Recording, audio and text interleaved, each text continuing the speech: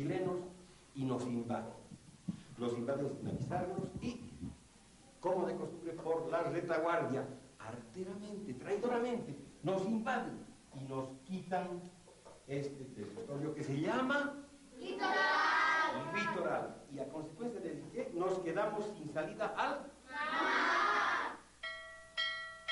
La guerra del Pacífico entonces va a ser la guerra entre Chile, Perú y Bolivia. Hubo un tratado en 1873, un tratado secreto, entre Perú y Bolivia, y Chile nunca supo.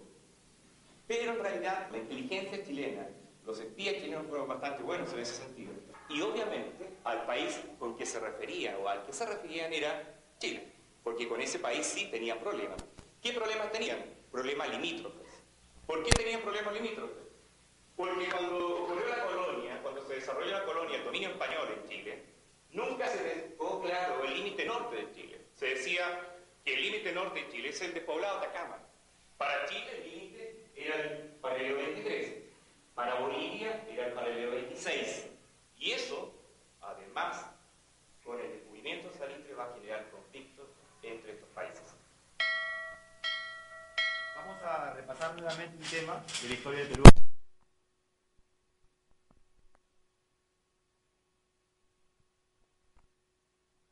Bolivia y Chile. El Perú y Bolivia eran países que racialmente, además, por una misma raza, un mismo idioma, una misma historia, permanecían unidos. Tenían un tratado, eran países hermanos y en algún sentido defendían los mismos intereses. Y comienza esto de la guerra. La causa fue el guano que había en el Perú, el guano que había en Bolivia. El guano era un fertilizante muy bueno para la agricultura y empieza la guerra. Entonces, ¿qué pasa? Nos invaden. Así, ¡pah! Destrozan, invaden, rompen, saquean, cobardemente. Pero hay un hombre, Eduardo Figueroa. ¿Qué es lo que les dice?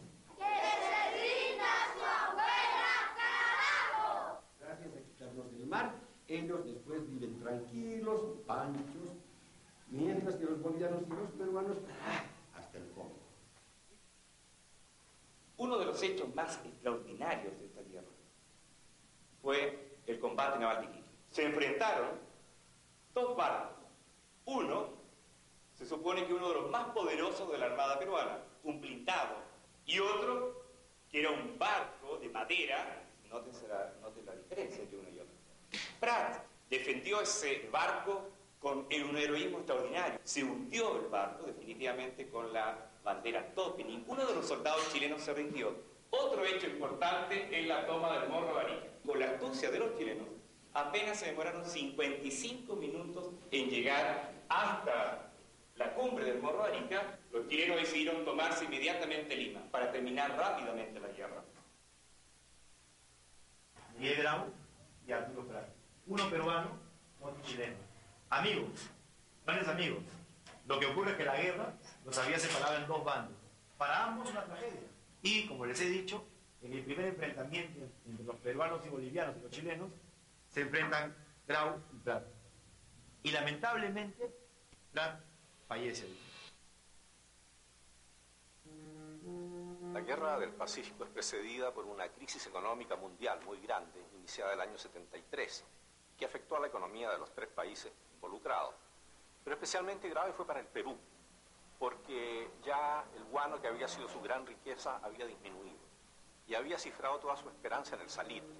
En Chile, en cambio, la agricultura fue afectada, la minería en general, pero no de una manera drástica. Bueno, la situación de Bolivia era muy difícil porque había tenido una política vacilante en cuanto a su territorio litoral, al norte de Antofagasta, y había aceptado una gran intromisión del capital chileno, de obreros chilenos, técnicos, capitalistas, ingenieros, de modo que parecía que había como una colonización espontánea chilena del litoral, y esto naturalmente que tenía que causar recelos en Bolivia y en el Perú. Durante la colonia, la audiencia de Charcas tuvo la propiedad y la posesión de la costa y el desierto de Atacama. Y por eso, cuando se fundaron las repúblicas, Bolivia no tuvo ninguna dificultad para posesionarse de la costa de Atacama. Pero lo más importante fue que, además del guano, aparecieron otras riquezas naturales como el salitre y luego la plata. Estas tres riquezas naturales fueron definitivamente la causa, por un lado, del bienestar en Atacama, el hecho que la costa se convirtiera en la zona de mayor desarrollo dentro del país, pero a la vez también la causa de la pérdida de toda la costa, ya que fueron empresarios chilenos e ingleses los que empezaron la explotación de esa riqueza. Perú tenía en el desierto de Tarapacá y en la provincia de Tarapacá las mismas riquezas, el guano y el salitre, en una proporción mucho mayor. Y en la década del 70 empezó a realizar una política más bien de nacionalizaciones y que el Estado intervenga más en el aprovechamiento de esas riquezas. E influyó sobre el gobierno de Daza que no podía existir una libertad tan grande respecto a la empresa anglo-chilena que explotaba el salitre. La Guerra del Pacífico tiene una consecuencia importantísima en la vida republicana. Va a significar la toma de conciencia de los peruanos de que lo que suponían que éramos, lo que teníamos la ilusión de ser, la Guerra del Pacífico nos muestra con crueldad lo que no éramos. Que este sueño de ser un país socialmente organizado, un Estado-nación, no existía. Esta ilusión de una economía moderna no existía. La ciencia y la tecnología que esperábamos nos sirviese para leer la realidad y transformarla, tampoco existía. Que hasta ese momento, hasta el momento de la guerra, el problema del Estado, la relación entre el Estado y la sociedad, la organización de ese Estado, un Estado centralizado, el problema de la integración nacional, el problema de la incorporación de los sectores indígenas, campesinos, a esa sociedad y esa nación, era todavía un hecho no cumplido. Y el guano fue la gran oportunidad que tuvieron los grupos dirigentes peruanos para llevar adelante esta propuesta. Fue la gran oportunidad perdida, no se modernizó, no se transformó en el país y fue un derroche, un festín de recursos que desgraciadamente nos lleva precisamente a la catástrofe de la guerra con Chile. Y sus clases dirigentes que irresponsablemente no supieron, ni diplomática ni militarmente, prever lo que sabían que estaba haciendo Chile. Es decir, mirando hacia el norte, invirtiendo hacia el norte, posesionando ese territorio, y reaccionaron muy tardíamente cuando ya el escenario en el cual Inglaterra y Chile eran los principales protagonistas, meterse a dirimir ese conflicto. Internamente los países tenían una situación institucional, gubernativa, muy diferente. Chile aparecía como un país perfectamente consolidado. Pensemos que durante la guerra hay elecciones de parlamentarios, hay elección presidencial, no surgieron caudillismos desenfrenados, en fin, todo un sistema regular del Estado y del gobierno. En contraposición a esto, en Bolivia, por ejemplo, se vive todavía con las grandes dictaduras, grandes personajes militares que han asaltado el poder en varias oportunidades. En el Perú, antes de estallar la guerra, hay una situación algo caótica, evidentemente. El Perú no tuvo una evolución social como la de Chile ni la de Bolivia. El Perú, por ejemplo, estaba en manos de una aristocracia todopoderosa, ligada al capital extranjero, mucho a los intereses franceses, por ejemplo. No existía ni asomo de clase media, ni de un proletariado propiamente. Las diferencias sociales son muy grandes y esto crea inestabilidad política. Y al momento de enfrentar los problemas internacionales, esto evidentemente que tiene repercusiones, y durante la guerra también. De otro lado tenemos la respuesta de la sociedad civil, increíble, heroica, de esa población civil andina en la frontera azul, que es páginas de heroísmo que nutren la historia peruana, la muestra de cómo un país, a pesar de la frustración que ha sido conducido por sus dirigentes, sabe responder. En ese sentido, entonces, Cáceres testimonia una sociedad civil marginada que, sin embargo, es la defensa, el escudo que salva el honor de la nación. Los mismos empresarios que tenían las explotaciones de salitre en Tarapacá, o sea, en el Perú, eran los mismos que tenían la empresa de salitre en Atacama. Y por lo tanto, cuando Perú nacionaliza la empresa y luego Bolivia les pone impuestos, la empresa tenía muchas razones para pedir el apoyo de Chile y lanzar y fomentar la guerra. Así que La presencia de estos empresarios ingleses, sobre todo la Casa Gibbs, juega un papel preponderante en la guerra. Y hay que recordar que fue el gerente Hicks de la empresa, un gerente inglés, el que dio los primeros llamados de la guerra.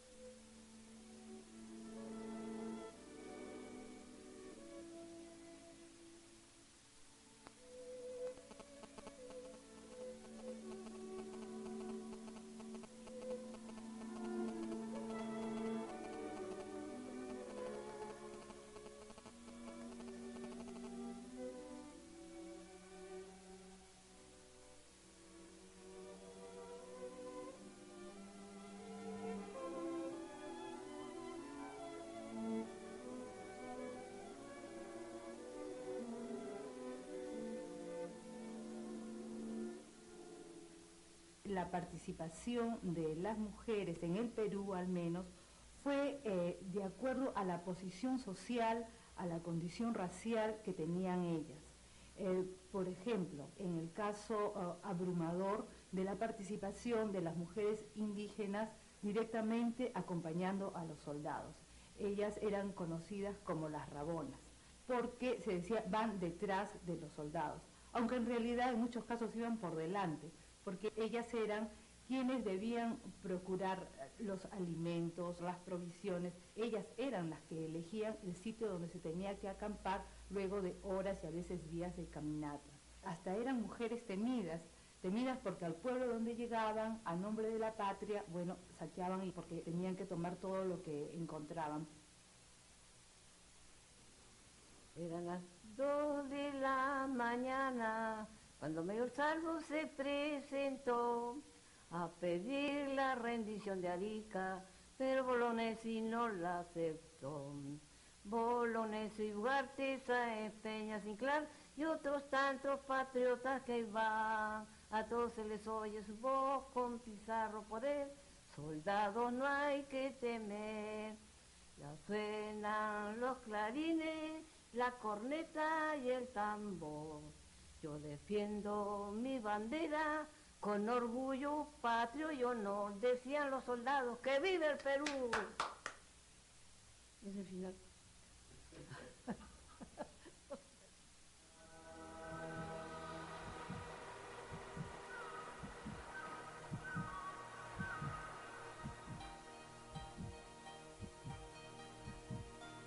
No imaginé tanta belleza y tanta magnitud.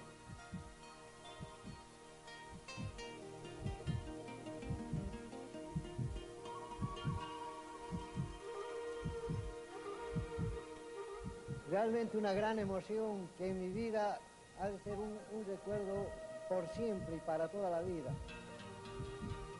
Honestamente quisiera vertir mis lágrimas por esta majestuosa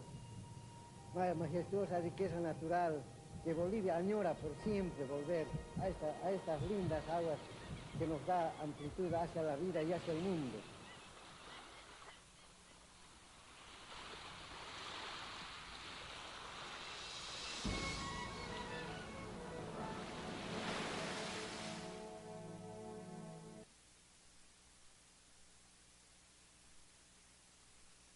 Porque ya han pasado 100 y tantos años. No podemos estar desligados ni de los bolivianos ni de los chilenos. Nosotros compartimos fronteras y queramos o no, siempre tenemos relaciones con ellos. Señora desciende de chilenos. O sea, imagínense, uno se mezcla con ellos sin querer. En la familia, mi señora, hay gente que viene de Bolivia. O sea, imagínense, chilenos, o sea, hay gente que vive en Chile, pero que antes estuvo en Bolivia y yo me estoy casando con una mujer que desciende de chilenos. O sea, al final nos terminamos mezclando todos, querramos o no. Los jóvenes chilenos o los chilenos no tienen la culpa de lo que han hecho sus antepasados. Los antepasados han tenido la culpa. Negros y blancos somos un solo hediondo. Ahora no hay fronteras. Todos somos un solo país, somos hermanos, hay lazos comunes. Tenemos sentimientos, vivencias, tenemos historia juntos. Entonces eso de resentimientos, aislamientos con Chile, con Ecuador mismo, con Bolivia, yo creo que ya no debe existir. Ahora el reto que tenemos es contra las grandes potencias. Pero somos países que estamos en vías de salir de ese hoyo. Marina se sintió andina. No distinguió entre bolivianos y peruanos. Personaje de Bolivia, Marina Núñez del Prado, es un personaje verdaderamente muy representativo de estos Andes americanos.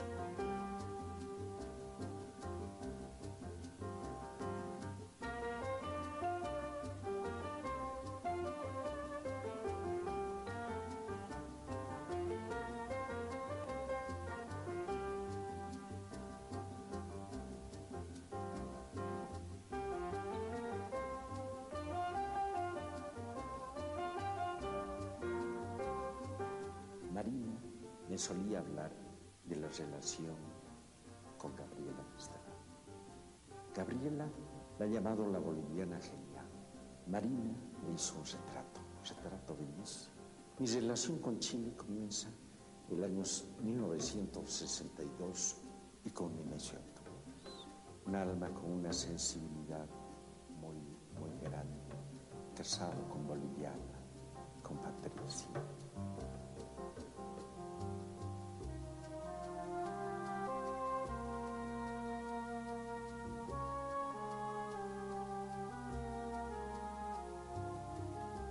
Nos conocimos, María Eugenia y yo, en la Universidad Católica de Valparaíso, año 1957.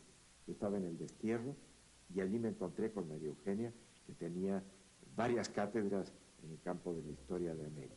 Nacieron allí, en Viña del Mar, nuestros 4 hijos, algunos de los cuales se han quedado en Chile, otros están aquí en La Paz. Ella se identificó plena y totalmente conmigo, sin perder nunca su condición de chileno.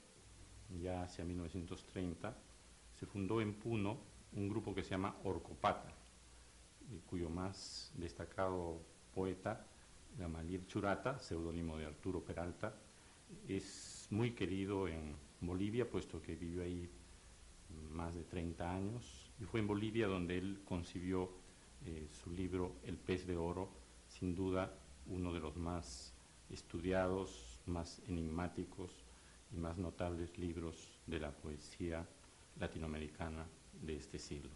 En los años 30 estuvo en Chile y allí escribió El mundo es ancho y ajeno, Ciro Alegría. Si no hubiera sido por el apoyo de los chilenos y de Chile, la historia de la literatura peruana hubiera sido totalmente distinta, porque quizá no se hubiera escrito El mundo es ancho y ajeno, por iniciativa de, no recuerdo quién, un grupo de intelectuales chilenos decidió hacer una bolsa y darle un estipendio mensual. Sucede que mi padre se fue exiliado, o más bien no se fue, lo mandaron exiliado a Chile en un momento en que había muchos exiliados apristas en Chile, que había una contribución bien importante. Habían llegado gente como Luis Alberto Sánchez, que contribuyeron a la fundación, si es que no fundaron, de hecho, la editorial El Silla. Soy Carolina, mi padre es Jorge Teillier. En Perú lo quieren mucho los que lo conocen. Buen poeta, querido poeta, chileno. Yo vivo en Perú, él murió en abril, quizás es lo primero que se me viene porque es una ausencia grande, ¿no? Mi madre también es chilena, ella es Sibila. Vinimos porque mi madre se enamoró en Chile de una persona que aquí en Perú es muy importante. Él es José María Arguedas, de quien tengo muchos recuerdos buenos, amorosos, dolorosos también. Mi abuela también escribe, mi abuela Matilde, vivo en Chile. Si me preguntan a qué país quiero más, empiezo a dudar un poquito. Luego digo, quiero los dos países. Al encontrarme con unos amigos peruanos y chilenos, empezamos nuestra conversación con un pisco sour.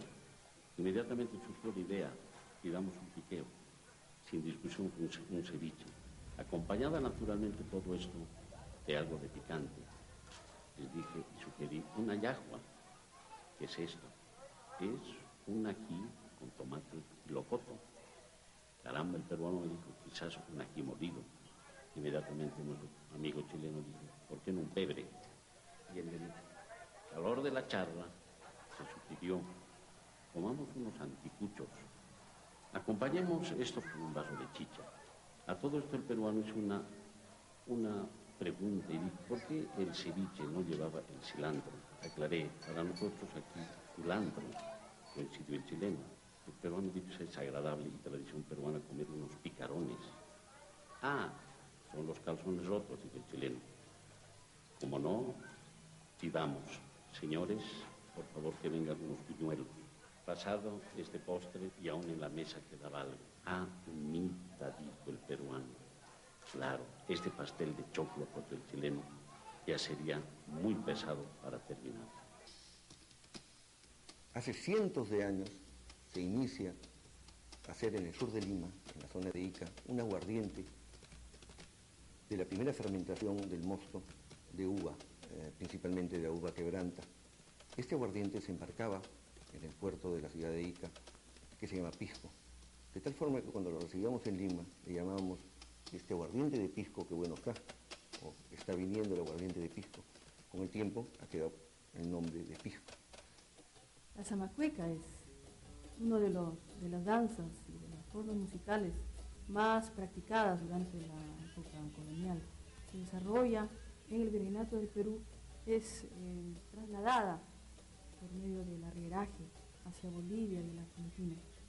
Luego va de la Argentina hacia Santiago, hacia Chile, y es el tronco de varias formas musicales, como es la cueca en Bolivia, la cueca en Chile, la samba en Argentina y la marinera o canto de jarana en el Perú. La samba cueca trabaja con la fusión, escalas mayores y menores de origen europeo. Las coreografías y los pasos vienen de culturas ancestrales, se funden y estos 4 pueblos del cono sur de América crean la gran danza.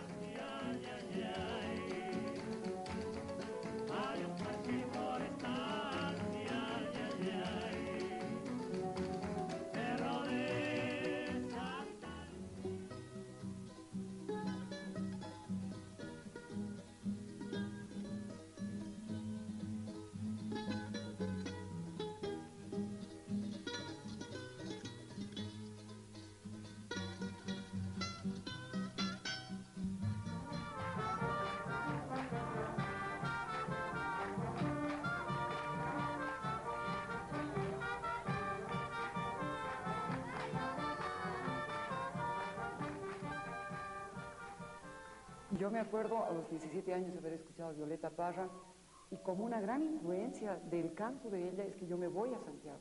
Inti Illimani, primero, Inti viene, ¿no es cierto?, del sol, que es el sol andino, que es el dios andino, el Inti y el Illimani. El Illimani en La Paz es una deidad nuestra con la que hemos crecido. Desde niños hemos mirado al Illimani. E Inti Illimani es este grupo que después viene a resaltar lo que son los instrumentos andinos. Mi nombre es Roberto Catacora y aquí unos amigos están de visita en lo que es el territorio aymara, el Tahuantinsuyo. Nosotros acá, como usted ve, tenemos grandes terrenos que trabajar. El hermano de Perú, el hermano de Bolivia nos ayuda bastante, porque nuestra población joven sea toda bararica. Yo me siento aymara y soy chileno. El sentirse aymara es participar de la tradición que se hace durante todo el año, el trabajo, porque también soy chileno, solamente que es otro el sentimiento.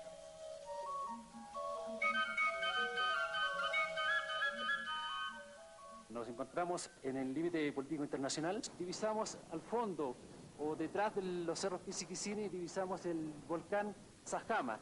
Es un volcán boliviano, también de nombre Aymara, Sajama.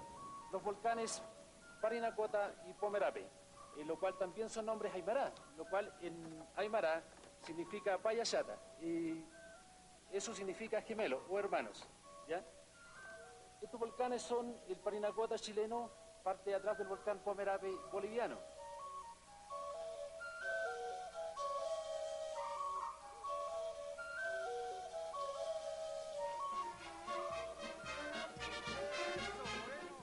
Una cosa son la constitución de los estados republicanos, que de una u otra manera nos han dividido el espacio territorial, principalmente entre Perú, Chile, Bolivia y Argentina. Pero otra cosa es, desde la perspectiva, desde la visión de los pueblos originarios, lo que nosotros vamos afirmando es la identidad de pueblo y nación originaria. El pueblo aymara, en especial relación con la tierra y con sus dioses, reinterpreta inclusive en otras actividades económicas o productivas, reinterpreta esa propia visión, esa cosmovisión.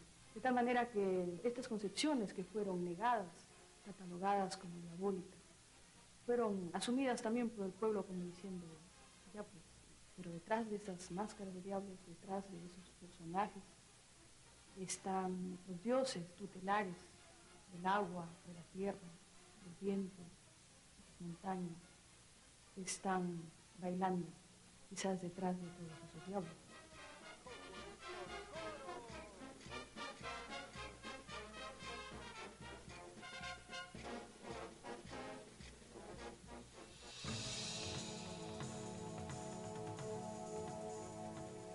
Estos desiertos americanos, estos desiertos sudamericanos ya, comparte Bolivia, el sur de Perú, el norte de Chile, es como la imagen más tremenda de lo que eso que se ha llamado es el alma humana, ¿cierto?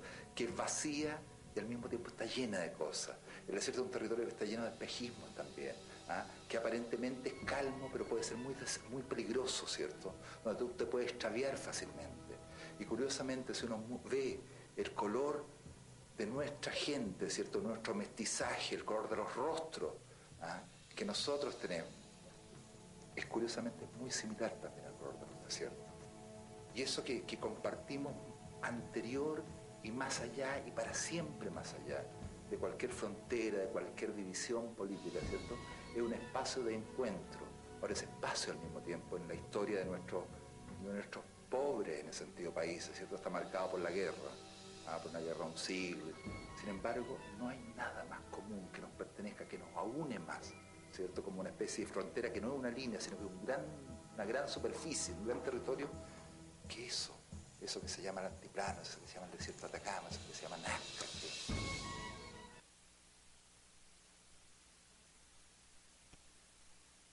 Siempre la frontera o los espacios fronterizos tienden además a exacerbarse ciertos símbolos de las identidades nacionales. En esta zona, el ser chileno, ¿no?, es una cosa que se constituye a partir de ciertos referentes simbólicos. Uno de los máximos simbolismos de la extranjeridad pasa a ser el indio boliviano o el indio peruano. Por lo tanto, en la cotidianidad no es fuerte la discriminación, ¿no? Yo diría que se manifiesta en aspectos relacionados con la imaginería de la nacionalidad. Por ejemplo, si es que el consulado peruano, instala una bandera en su edificio, eso obviamente va a atraer la reacción de la sociedad civil.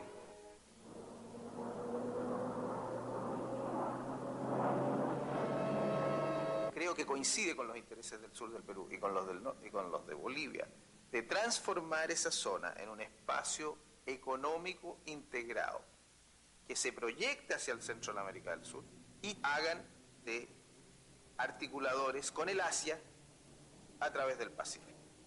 Ese es el futuro. Que estamos en la era del Pacífico, precisamente, que es la que está reemplazando al Atlántico, reemplazando al Mediterráneo, y va a significar para el Perú verdaderamente inimaginables ventajas. Todos sabemos que los corredores bioceánicos son una necesidad perentoria que tienen nuestros pueblos para poder mejorar sus posibilidades económicas.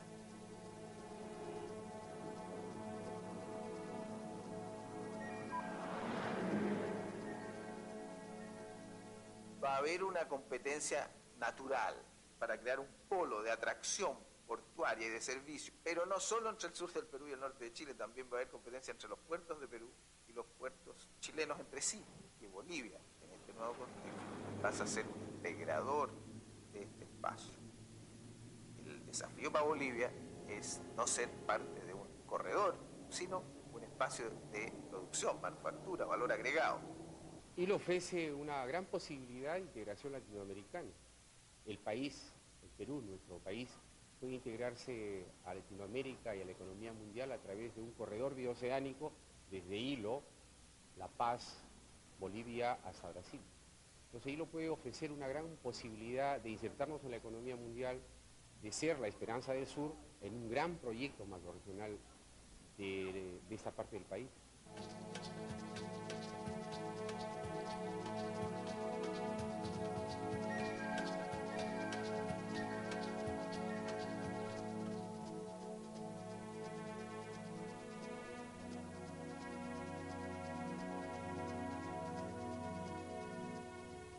Esta carretera es un corredor bioceánico que conecta el centro del continente con la ciudad de Arica.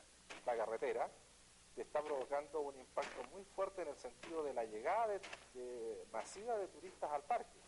Botan demasiada basura, se internan al ecosistema, es muy frágil. Ocurren accidentes de mortalidad tanto de vicuña como de vizcacha. El turismo es definitivamente la mayor actividad económica global y es la más fácil forma de aprovechar nuestros recursos naturales. Lo tenemos en Bolivia, lo tenemos en Chile, lo tenemos en Perú. Tenemos una herencia natural que el público extranjero busca, en que podamos ofertar lo mejor de nosotros mismos, que podamos hacer un esfuerzo común en acceder a mayor volumen de mercado posible. Ese es el ideal.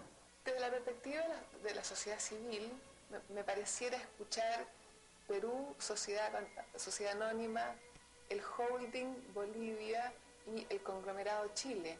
Es decir, da la impresión que son empresas las que están interactuando y quienes son sus voceros son sus gerentes generales más que su presidente de la República. Por lo tanto, cuando hablemos de integración, lo más probable es que van a ser solo los criterios económicos los que van a primar y eso puede generar una tremenda e irreparable destrucción cultural y ambiental. Por un lado, se puede percibir una intensificación creciente y permanente de las cuestiones económicas, comerciales y, por otro lado, que hay aspectos afectivos, históricos, de imagen, de aceptación de un país respecto del otro, que entorpecen el proceso de relacionamiento. La política internacional chilena, siempre elogiada, en el caso concreto de Bolivia, es muy cómoda porque solamente tiene que decir una cosa: no. Chile tiene una miopía impresionante para la historia. Lo que tiene que dar Chile a Bolivia es tan poco en función de su costa, en función de sus intereses territoriales y en función de su soberanía, sabiendo que lo más que puedes aspirar es un pequeño puerto o un lugar muy específico que incluso podría ser internacional o trinacional. Mientras que Bolivia recibiría tanto en el sentido de terminar un pleito, de cerrar una página que es una herida imposible, que es una herida que no debería existir. Yo veo el tema no en términos de soberanía en el sentido estricto de la palabra, sino en términos de uso de un espacio común, con liberalización económica, con apertura de fronteras, con procedimientos y normas comunes. La integración es un proceso lento y Bolivia creo que ha caminado al mismo ritmo que el Perú. Nos hubiera gustado que hubiera sido con velocidad, tanto la reacción peruana como la reacción boliviana. Y la reacción lo hubiéramos esperado en inversionistas que ya hubieran invertido en Bolivia Mar, este espacio de terreno de 5 kilómetros de playa que tenemos bajo este decreto otorgado a los bolivianos. Asimismo, nos hubiera gustado de que la inversión en la zona franca se hubiera hecho paralelamente a la que nosotros ya hemos hecho. ¿Cómo es posible que los niños de los tres países conozcan una historia distinta sobre lo que ha pasado? Se tiene que formar una opinión pública nacional y sobre todo una opinión en la niñez, de manera que los jóvenes de hoy no tengan ningún resquemor contra los jóvenes de otros países. La forma como se ha abordado la historia en Latinoamérica tiende a separarnos, desgraciadamente, cuando es una historia que debiera unirnos. Podrían reunirse historiadores de mucha solvencia de los tres países para aclarar algunos aspectos. Ver, por ejemplo, cuáles son realmente los antecedentes de la Guerra del Pacífico y ponerse de acuerdo sobre eso y efectuar alguna publicación. Pero a mi juicio lo más importante sería un texto modelo para los tres países en que se vea que tenemos una historia común. Lo han entendido los europeos. Pensemos que en Europa, desde hace muchos siglos, había enemistades muy profundas entre franceses, alemanes, ingleses. Y esto, después de la Segunda Guerra Mundial, se ha comprendido que no puede continuar. ¿Por qué no podemos lograr esa unión? Es más lo que nos une que lo que nos separa.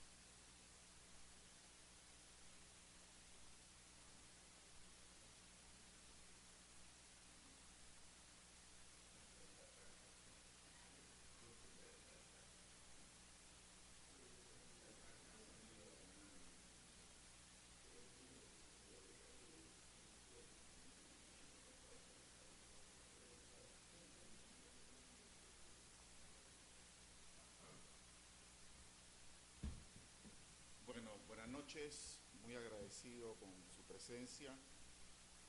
Esperamos que estas mesas redondas que vamos a iniciar esta noche sean de su interés y sirvan para aportar a nuestro país en circunstancias importantes en las que necesitamos reflexionar sobre nuestra historia, nuestro pasado y las posibilidades que tenemos como nación de proyectarnos al futuro.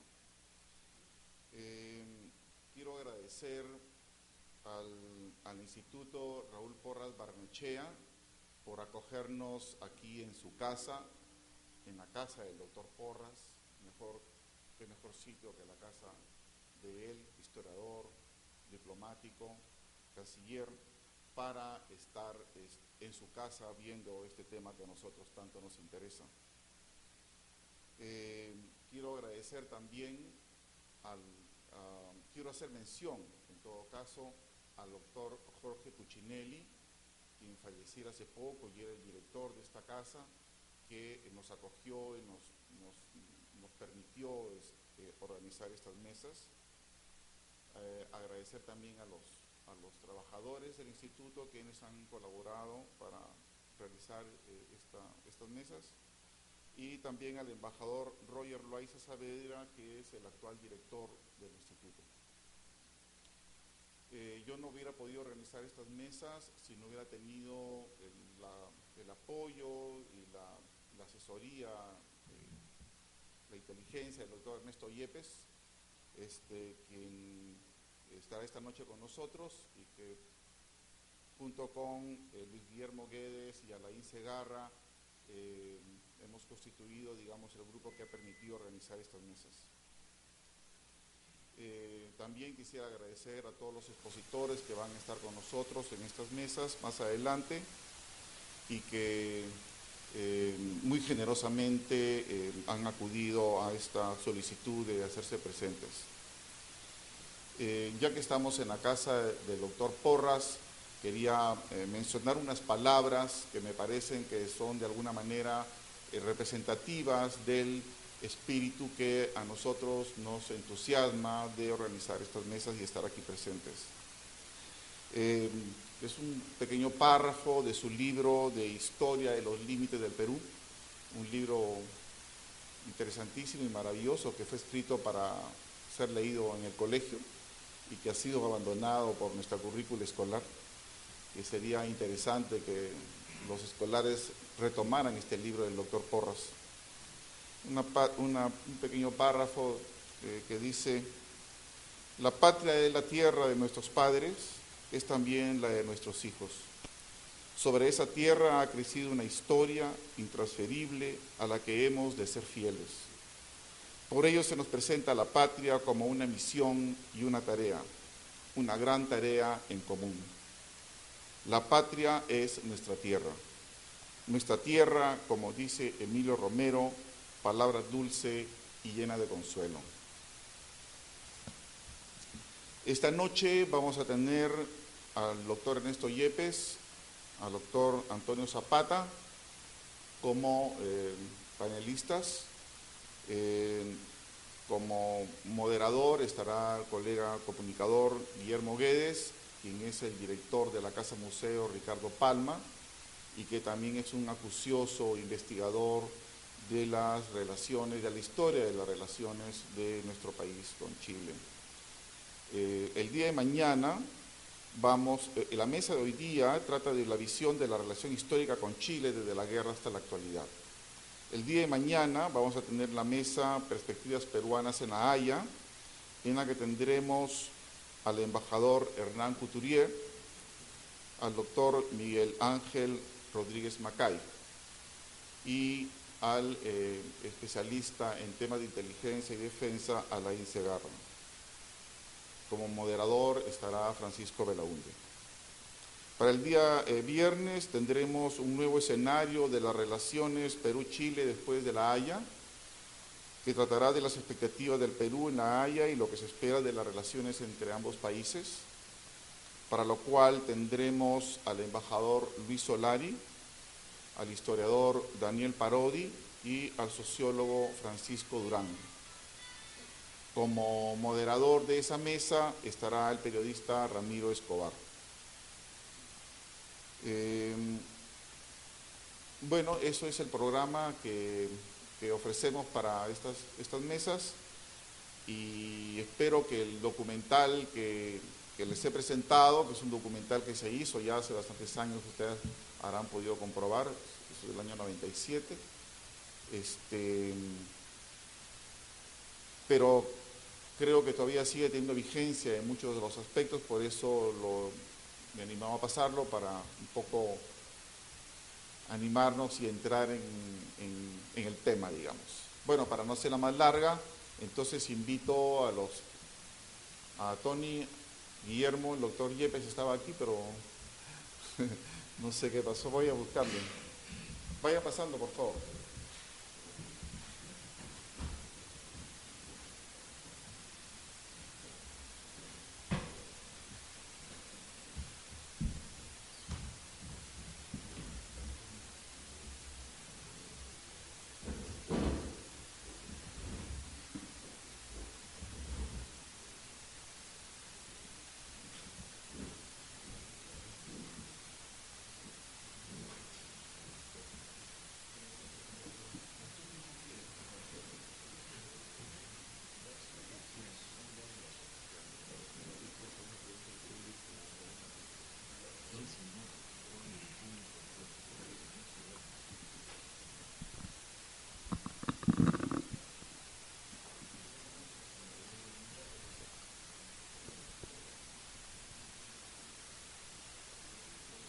Buenas noches.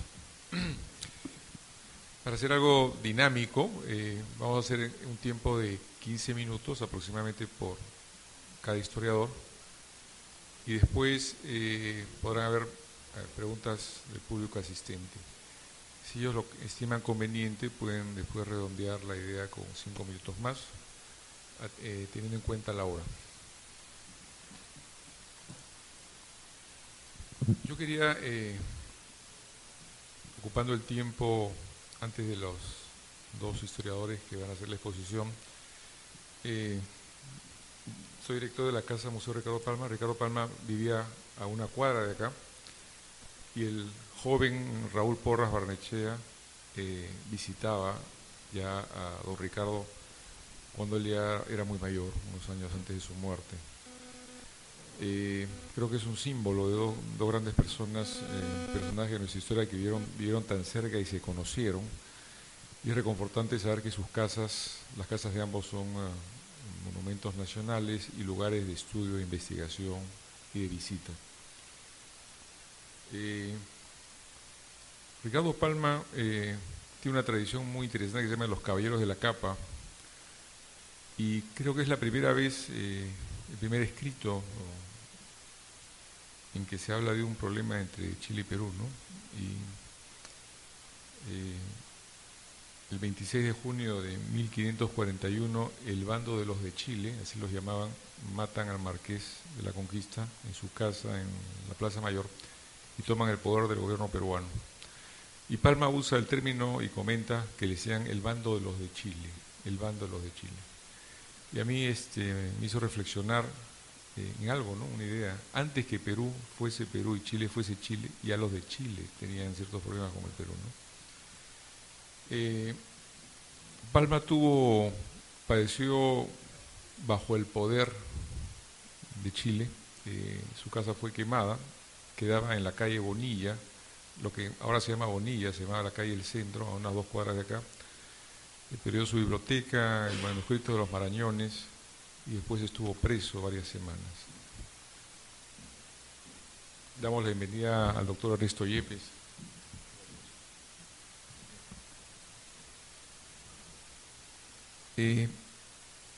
Quería leer brevemente, hablando de Palma, sobre este tema. En una carta a Nicolás de Piérola del 8 de febrero de 1881, Palma escribe lo siguiente: el Perú tiene la desgracia de estar geográficamente enclavado entre enemigos que se holgarían de hacer de él mangas y capirotes, o lo que es lo mismo, un reparto de la capa del rico, como hizo Europa con la Polonia. El Brasil codicia los terrenos amazónicos, el Ecuador las provincias de Jaén, Tumbes y Piura, y Bolivia aspira a redondearse con la posesión de Tacna y Moquegua. Chile cuida de azuzar todas estas cobardes ambiciones, reservándose para sí, por supuesto, la parte de León. Empezamos el conversatorio Perú y Chile del conflicto histórico hacia un futuro compartido, con la primera mesa, visión de la relación histórica con Chile desde la guerra hasta la actualidad, y lo haremos en orden alfabético con el señor historiador, el doctor Ernesto Yepes.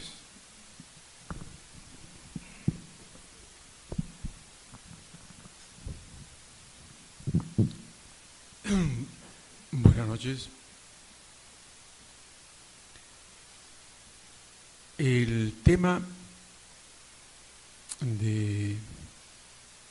que me toca abordar esta noche es bastante complejo, porque prácticamente atraviesa toda la historia del Perú republicano.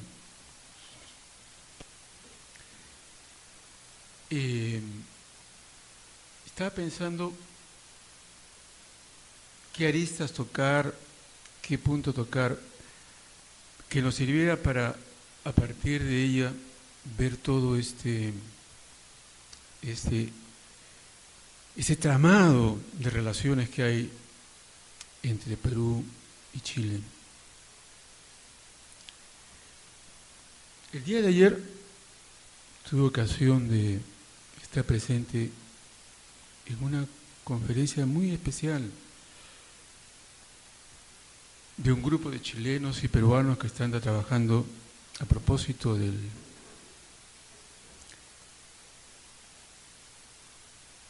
fallo de la Haya, y entre los cuales había también historiadores. Lo interesante de esa reunión para mí fue que el énfasis que se ponía para ver cómo pavimentamos el camino para un camino para un futuro de trabajo que supere lo que ha pasado.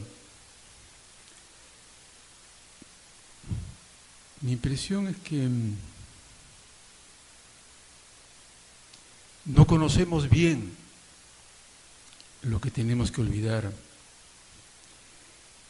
y tampoco tenemos muy claro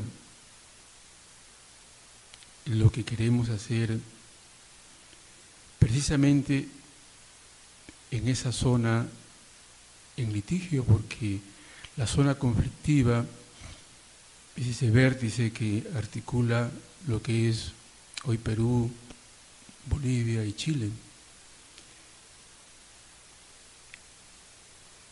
Un espacio que estaba siempre en las miras de Chile. Si tuviera yo que hacer un resumen apretado de qué miraba hacia el norte de Chile, era no solamente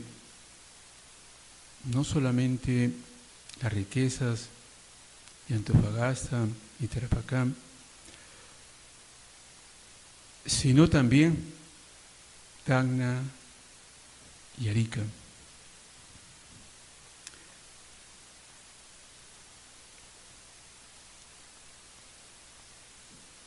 El entender por qué en esa mirada hacia el norte de Chile siempre estuvo presente Tacna y Arica, además de Tarapacá, creo que nos ayudaría a entender mucho lo que está hoy, porque este problema marítimo es parte de esta zona trinacional que puede resolverse de una forma u otra, pero que deja latente, deja allí sobre la mesa qué hacemos con el futuro de esa región.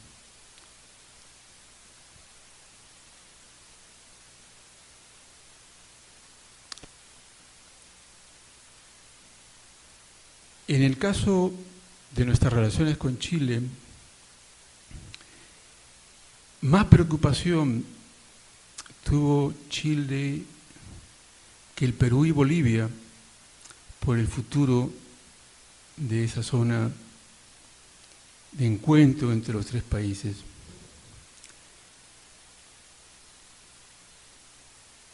Quizá tiene que ver un poco con lo que ayer en la conferencia se insistía, de que de alguna manera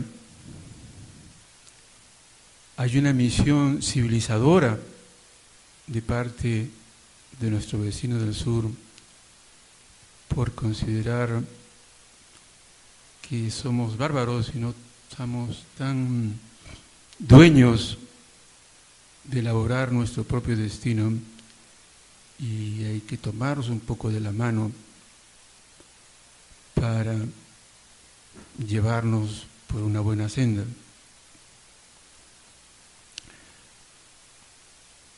Yo creo que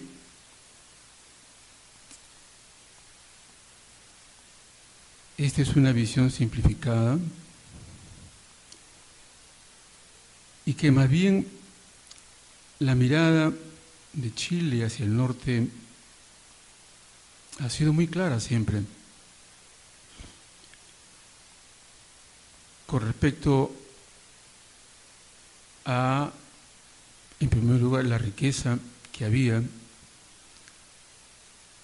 y en segundo lugar, cómo garantizar la posesión permanente de esa riqueza. Y esa garantía era justamente tomar posesión de Tacna y Arica. Mientras se tomara posesión de Tacna y Arica, era inevitable que el Perú y Bolivia no se articularían y que el futuro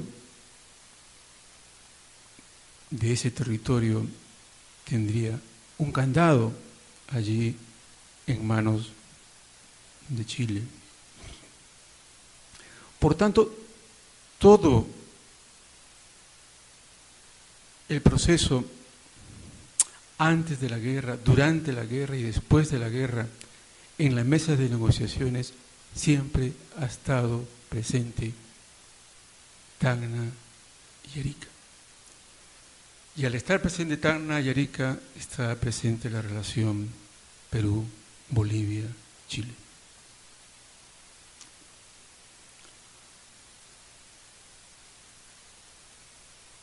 Yo he podido investigar varios escenarios a partir de los cuales uno podría ver cómo es que aparece este interés, esta preocupación por mirar en conjunto Chile el futuro. Uno es el plebiscito de 1926, que puso a los dos países con lo mejor de su artillería y bajo el paraguas de los Estados Unidos, bajo el paraguas de un árbitro, para que como ahora defina qué hacer con ese espacio. Eso lo he podido reconstruir día a día, ¿no?,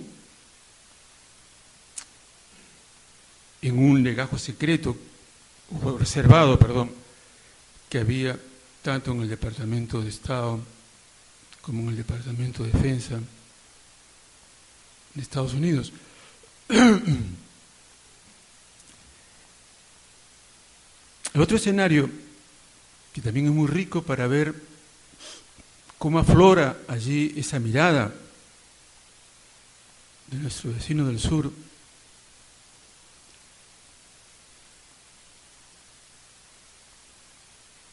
es la negociación con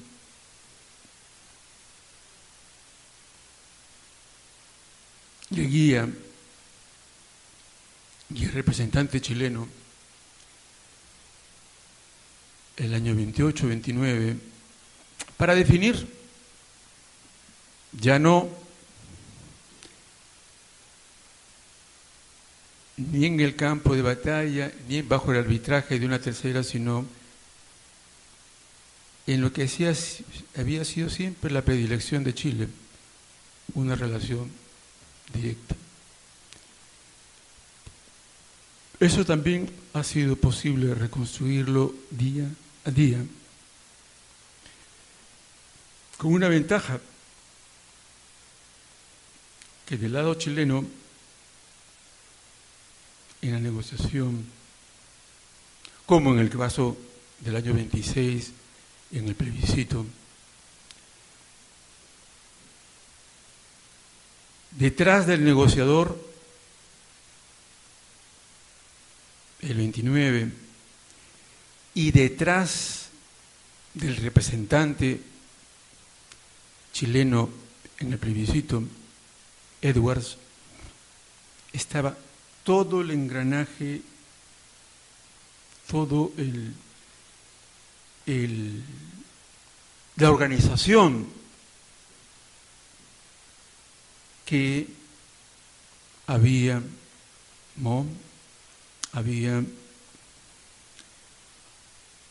del lado chileno,